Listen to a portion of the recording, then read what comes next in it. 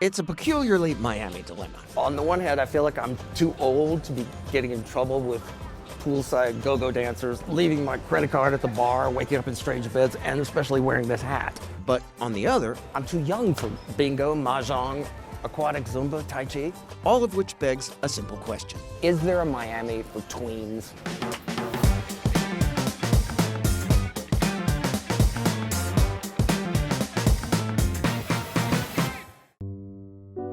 Put the partying and carousing of your past life behind you, and you'll find yourself in a very different Miami. A place of elegance, of beauty both natural and man-made, of grand mid-century hotels informed by opulence and the Italian Renaissance, like the Eden Rock, where they keep the decadence at a distance.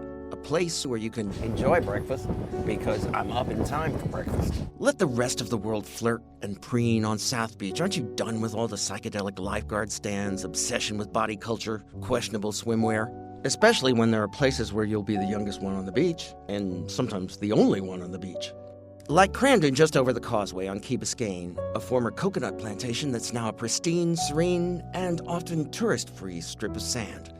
There, the only sign of civilization is the swarm of kite surfers offshore, and you can finally relax, restore, and be yourself, for better or worse. For you, Miami's exotic tropical flora is usually a mere abstraction, but not this time. Not at Fairchild Tropical Garden. The oldest of its kind in America. 30,000 plants, 4,100 species, and a tropical rainforest right here in Miami. Strolling the grounds, at last you begin to appreciate the true glories of a year-round equable climate, the extraordinary variety of flora and fauna, the unearthly beauty of a man-made rainforest, the sanctuary that is the enormous indoor garden dedicated to an equally enormous number of butterfly species from all over the world, like the blue morpho from Panama, and the intermittent terrors posed by invasive species. Look at that one over there. Ah, look at there. Do you know about these things? Are you not scared? Look right there. Ah, no. Here, even sunscreen application has a graceful, balletic quality to it, and there's nothing you'd rather do than unwind, recline, and settle in with that book you've been meaning to read. In this gentler Miami, you find yourself perfectly content to end the day with a celebratory cocktail at the Eden Rock Bar, a handsome relic of another age that's as far from the hullabaloo as you can get. Or do you dive into Little Havana like the rest of the world with its dizzying streetscapes and nightlife? You're drawn to Calle Ocho like a moth to a flame.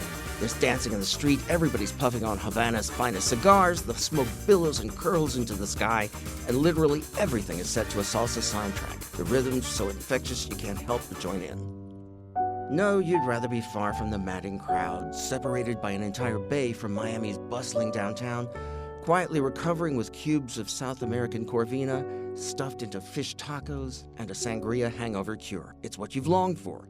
A Miami where you can Enjoy a quiet lunch, because you're up in time for lunch. It's more than a beach. It's spellbinding artistry, it's windward walls, and its inspiring transformation from one of the city's toughest neighborhoods into a gigantic outdoor art gallery.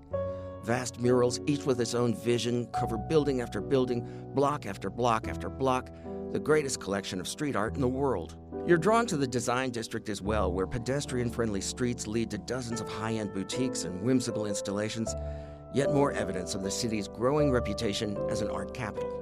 But in Miami, you can even find solace while shopping, especially at Upper Buena Vista, a nearby outdoor mall that sits beneath a banyan tree and actually bills itself as a place to relax, where afternoons are for savoring fermented spicy beef and Kashkaval cheese on a sesame bagel. And with evening comes the chance, finally, to dine at a no-reservations Miami classic and feast on one of the city's greatest gifts to culinary culture.